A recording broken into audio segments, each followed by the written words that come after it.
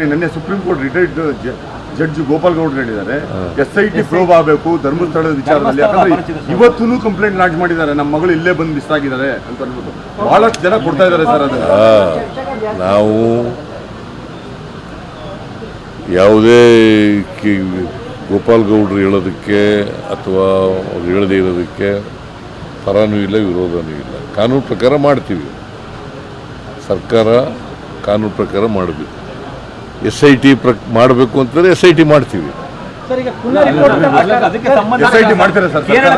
ಇಲ್ಲ ಇನ್ನೂ ಇಲ್ಲ. ಪೊಲೀಸ್ ಡಿಪಾರ್ಟ್ಮೆಂಟ್ನವರು ವರದಿ ಆಧಾರದ ಮೇಲೆ ಈಗ ಅವನೇನು ಮಾಡಿದ್ದಾನೆ, 10 ವರ್ಷ ಅಬ್ಸ್ಕಾಂಡ್ ಆಗ್ಬಿಟ್ಟಿದ್ದ. ಅವನು 164 ಸ್ಟೇಟ್ಮೆಂಟ್ ಕೊಟ್ಟಿದ್ದಾನೆ ಪೊಲೀಸ್ ಮುಂದೆ. ಆ 164 ಸ್ಟೇಟ್ಮೆಂಟ್ನಲ್ಲಿ ಅವನು ಏನು ಹೇಳಬೇಕು ಎಲ್ಲ ಹೇಳಿದ್ದಾನೆ. ನಾನೇ ಊತ ಹಾಕಿದ್ದೀನಿ ಅಂತ ಹೇಳಿದ್ದಾನೆ. ಆ ಎಣೆಗಳನ್ನು ತೋರಿಸ್ತೀನಿ, ಬೇಕಾದ್ರೆ ಊತ ಹಾಕಿರೋ ಜಾಗ ಕರ್ಕೊಂಡು ಹೋದರೆ ಮಾಡ್ತೀನಿ ಅಂತ. ಪೊಲೀಸ್ನವರು ಏನು ಹೇಳ್ತಾರೆ ನೋಡೋಣ, ನಾಳೆ ಇವತ್ತು ನಾಳೆ ಒಳಗಡೆ. ಸರ್ಕಾರದ ಮೇಲೆ ಯಾವುದೇ ಒತ್ತಡ ಇಲ್ಲ. ಒತ್ತಡ ಹಾಕಿದ್ರು ನಾವು ಯಾರ ಮಾತು ಕೇಳಲ್ಲ, ಕಾನೂನು ರೀತಿಯೇ ಮಾಡ್ತೀವಿ. ಸರ್, ಈಗ ಕುಲ್ನಾ ಅವರ ರಿಪೋರ್ಟ್ ನಲ್ಲಿ ಯಾರು ತಪ್ಪಿದೆ ಅಂತ ಹೇಳಿದ್ದಾರೆ RCB ಅವರ ವಿಚಾರದಲ್ಲಿ ಸ್ವಾತಂತ್ರ್ಯ ಪ್ರಕರಣದಲ್ಲಿ ಏನು ತಪ್ಪಾಗಿದೆ ಅಂತ ಹೇಳಿದ್ದಾರೆ. ಯಾರು ಯಾರು ಜಿಸ್ಟ್ ಕೊಟ್ಟಿದ್ದಾರೆ ಅಂತ ಹೇಳಿದ್ದಾರೆ, ಏನು ತಪ್ಪಾಗಿದೆ? ಈಗ ಪತ್ರಿಕೆಯಲ್ಲೆಲ್ಲ ಬಂದಿದೆಯಲ್ಲ, ನೀವೇ ಬರೆದಿದ್ದೀರಲ್ಲ, ಚೀಫ್ ಮಿನಿಸ್ಟರ್ ನಿಮ್ಮ ಟಿವಿಯವರೇ ಎಲ್ಲ ಹೇಳಿದ್ದಾರೆ. ಚೀಫ್ ಮಿನಿಸ್ಟರ್ ನೀನು ಚೀಫ್ ಮಿನಿಸ್ಟರ್ ನೀನು ಹೇಳಯ್ಯ, ನೀನೇ ಎಲ್ಲ ಹೇಳ್ಬಿಟ್ಟು ಈಗ ನಾನು ಕೇಳ್ತಾ ಇದೀಯಾ? ನಿಮ್ಮ ರಂಗನಾಥ್ ನೆನ್ನೆ ಎಲ್ಲ ಹೇಳ್ಬಿಟ್ಟು ಆಮೇಲೆ ಪುನಃ ನಾನು ಕೇಳಿದ್ರೆ ಅಥೆಂಟಿಕೇಟೆಡ್ ನಾನು ಮುಂದಿನ ವಾರ ಕ್ಯಾಬಿನೆಟ್ ಆದ್ಮೇಲೆ ಹೇಳ್ತೀನಿ. ಮುಂದಿನ ಕ್ಯಾಬಿನೆಟ್ ಆದ್ಮೇಲೆ ಹೇಳ್ತೀನಿ. ನಾಳೆ ಸಾಧನಾ ಸಮಾವೇಶ ಇದೆ. ಬಿಜೆಪಿದು ಬಹಳ ದೊಡ್ಡ ಮಟ್ಟದ ಟೀಕೆ ಇದೆ, ಏನು ಸಾಧನೆ ಆಗಿಲ್ಲ ಅನ್ನೋ ಟೀಕೆ. ಈಗ ಎಷ್ಟು ಕೋಟಿ? 2,500 658 ಕೋಟಿ ಸುಮ್ಮನೆ ಮಾಡ್ತೀವ?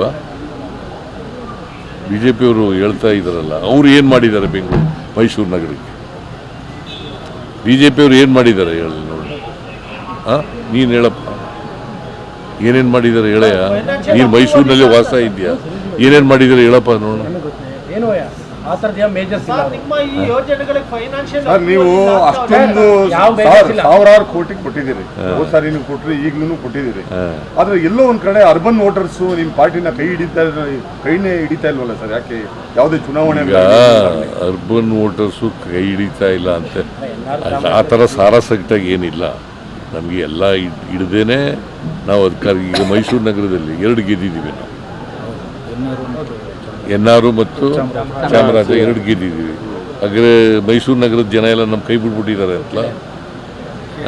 ಮೈಸೂರು ನಗರದಲ್ಲ ಅರ್ಬನ್ ವೋಟರ್ಸ್ ಅಂತ ಹೇಳ್ತಾ ಇದ್ದೀವಿ. ಅರ್ಬನ್ ವೋಟರ್ಸೇ ಆಗಲಿಯಪ್ಪ, ನಗರ ಪ್ರದೇಶದ ವೋಟರ್ಸು ಕೂಡ ನಮಗೆ ಅನೇಕ ಕಡೆಗಳಲ್ಲಿ ಈಗ ನಾವು ಇದರಲ್ಲಿ ಬೆಂಗಳೂರು ನಗರದಲ್ಲಿ ಎಷ್ಟು ಗೆದ್ದಿದ್ದೀವಿ?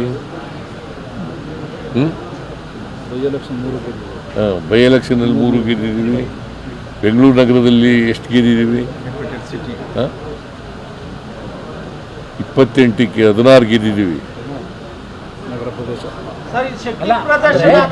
ಸಿಎಂ ಅವ್ರದ್ದು ಶಕ್ತಿ ಪ್ರದರ್ಶನ ಬಿಗಿ ಮಾಡ್ಕೊಳ್ಳಕ್ಕೆ ಯಾರ ಶಕ್ತಿ ಪ್ರದರ್ಶನನೂ ಅಲ್ಲ. ಪಾರ್ಟಿ ಮಾಡಿರ್ತಕ್ಕಂಥ ಕೆಲಸಗಳನ್ನು ಜನರ ಮುಂದೆ ಇಡ್ತಕ್ಕಂಥ ಪ್ರಯತ್ನ, ಇದು ಜನರಿಗೆ ತಿಳಿಸ್ತಕ್ಕಂಥ ಪ್ರಯತ್ನ. ಯಾಕಂತಂದರೆ ಸುಳ್ಳು ಅಪಪ್ರಚಾರ ಮಾಡ್ತಾ ಇದ್ದಾರೆ ಬಿಜೆಪಿಯವರು. ಏನೂ ಮಾಡ್ತಾ ಇಲ್ಲ ಸರ್ಕಾರ. ಗ್ಯಾರಂಟಿ ಯೋಜನೆಗಳಿಗೆ ದುಡ್ಡಿಲ್ಲ, ಸರ್ಕಾರದಲ್ಲಿ ದುಡ್ಡಿಲ್ಲ ಅಂತ ಹೇಳ್ತಾ ಇದ್ದಾರೆ. ದುಡ್ಡಿಲ್ಲದೆ ಹೋಗಿದ್ರೆ 2,600 ಕೋಟಿ ಮಾಡೋಕ್ಕಾಗತ್ತಾ? ಬರೀ ಒಂದು ಸಿಟಿಗೆ ರೂರಲ್ ಸೇರಿ ಒಟ್ಟು 5,000 ಕೋಟಿ. ಸೆಪ್ಟೆಂಬರ್ ಕ್ರಾಂತಿ ಬಗ್ಗೆ ಏನೋ ಕ್ಯೂರಿಯಾಸಿಟಿ ಸರ್. ಸೆಪ್ಟೆಂಬರ್ ಕ್ರಾಂತಿ ಬಗ್ಗೆ ಕ್ಯೂರಿಯಾಸಿಟಿ ಜನರಿಗೆ. ಯಾವ್ದು ಸೆಪ್ಟೆಂಬರ್ ಅಲ್ಲಿ ಕ್ರಾಂತಿ ಆಗುತ್ತೆ ಅವ್ರನ್ನೇ ಕೇಳಬೇಕು. ಯಾರು ಹೇಳಿದ್ದಾರೆ ಅವ್ರಿಗೆ ಕೇಳಬೇಕು. ನಮ್ಮ ಪಾರ್ಟಿಯವರು ಆಗ್ಲಿದ್ರು ಕೂಡ ನನಗೆ ಹೇಳಿಲ್ವಲ್ಲ ಏನು ಕ್ರಾಂತಿ ಅಂತ. ಅದೇ ಕ್ಯೂರಿಯಾಸಿಟಿ ಸರ್ ಜನರಿಗೆ. ನೀನು ಕೇಳೋ ಅವ್ರಿಗೆ. ಸರ್ ಬೆಂಗಳೂರಲ್ಲಿ 40 ಶಾಲೆಗಳಿಗೆ ಬಾಂಬ್ ಬೆದರಿಕೆಯನ್ನು ಹಾಕಿದ್ದಾರೆ. ಇಂಥ ಪ್ರಕರಣಗಳು ಜಾಸ್ತಿ. ಅದಕ್ಕೆ ಗೊತ್ತಾಯ್ತು ನನಗೆ ಬೆಳಿಗ್ಗೆ. 40 ಶಾಲೆಗಳಿದೆ. ಅದು ಉಸಿ ಬಾಂಬೆ ಏನೋ ಅಂತ ನೋಡಿ ಅಂತ ಹೇಳಿದ್ದೀನಿ ಪೊಲೀಸ್ನವರು. ಇಂಥ ಪ್ರಕರಣಗಳು ಜಾಸ್ತಿ ಆಗ್ತಾ ಇದೆ ಸರ್, ಇಮೇಲ್ ಕಳಿಸೋದು, ಫೋನ್ ಮಾಡೋದು ಅಂತ ಅವ್ರಿಗೆ ಆ ಥರ ಅದಕ್ಕೆ ಕಾನೂನು ತರ್ತಾ ಇದ್ದೀವಿ. ಈ ಸುಳ್ಳು ಮಾಹಿತಿಗಳು ಕೊಡ್ತಾರಲ್ಲ, ಸುಳ್ಳು ಹೇಳೋದು, ಆಮೇಲೆ ಪ್ರಚೋದನೆ ಮಾಡೋದು, ಇಂಥವಕ್ಕೆಲ್ಲ ಕಾನೂನು ತರ್ತಾ ಇದ್ದೀವಿ. ಧರ್ಮಸ್ಥಳದ ಪ್ರಕರಣದಲ್ಲಿ ದೂರುದಾರನ ಬಂಧಿಸಬೇಕಾಯಿತು, ಮತ್ತೆ ಅವನು ಹೇಳಿದ ತಕ್ಷಣ ಕ್ರಮ ಜರುಗಿಸಬೇಕಾದ್ರೆ ಅದು ಯಾವ ಪೊಲೀಸ್ನವ್ರು ಮಾಡ್ತಾ ಇಲ್ಲ ಅಂತೇಳಿ ಗೋಪಾಲ್ ಗೌಡ್ರು ಹೇಳಿದ್ದಾರೆ ಸರ್. ಏನಂತ ಅಂದ್ರೆ ದೂರುದಾರನ ಕಂಪ್ಲೇಂಟ್ ಆಧಾರದ ಮೇಲೆ ಇಷ್ಟೊತ್ತಿಗೆ ಯಾರನ್ನಾದ್ರೂ ಅರೆಸ್ಟ್ ಮಾಡಬೇಕಾಗಿತ್ತು, ಏನ್ ಆಕ್ಷನ್ ತಗೊಂಡಿಲ್ಲ. ಕಾನೂನು ರೀತಿ ಮಾಡ್ಬೇಕಲ್ರಿ, ಕಾನೂನು ಬಿಟ್ಟು ಮಾಡೋಕ್ಕಾಗತ್ತಾ?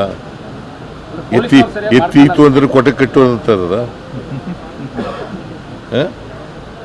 ನಮ್ಮಲ್ಲಿ ಎತ್ತಿ ಇಯಲ್ಲ, ಕರು ಹಾಕಲ್ಲ. ಅದು ಕರು ಎತ್ತೀತು ಅಂತ ಎತ್ತೀತು ಕೊಟ್ಟೆ ಕಟ್ಟಿ ಅಂತ ಕಟ್ಬಿಡೋದ?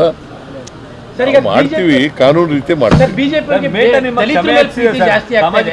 ಖರ್ಗೆ ಅವರ ವಿಚಾರದಲ್ಲಿ ಪ್ರಧಾನಮಂತ್ರಿ ಹೆಸರನ್ನು ಸೂಚಿಸಿ ಏನೋ ಅವ್ರು ಖರ್ಗೆ ಅವರು ಏನಾಗಿದ್ದಾರೆ? ACC ಪ್ರೆಸಿಡೆಂಟ್, AICC ಪ್ರೆಸಿಡೆಂಟ್ ಆಗಿದ್ದಾರೆ. ಇವರು ಇದನ್ನ ಹೇಳ್ತಾ ಇರೋರು ಯಾರು? ಬಿಜೆಪಿ ಅವರು. ಬಿಜೆಪಿ ಅಲ್ಲ, ವಿಜೇಂದ್ರ ರಾಜ್ಯಾಧ್ಯಕ್ಷ. ಅವ್ರು ಬಿಟ್ಕೊಟ್ಬಿಡ್ಲಿ ಕಾಸ್ಟಿಗೆ ಅಧ್ಯಕ್ಷಗಿರಿನ. ರಾಷ್ಟ್ರಪತಿ ಮಾಡಿದೀವಿ. ಈಗ ಪ್ರಧಾನಮಂತ್ರಿ ಇದಾರಲ್ಲಪ್ಪ, ಅದನ್ನ ಶೆಡ್ಯೂಲ್ ಕಾಸ್ಟ್ ಕೊಡ್ಲಿ. ನೀವು ಘೋಷಣೆ ಮಾಡಕ್ಕೆ ನಮ್ಮಲ್ಲಿ ಎಲ್ಲರೂ ಆಗಿದ್ದಾರೆ.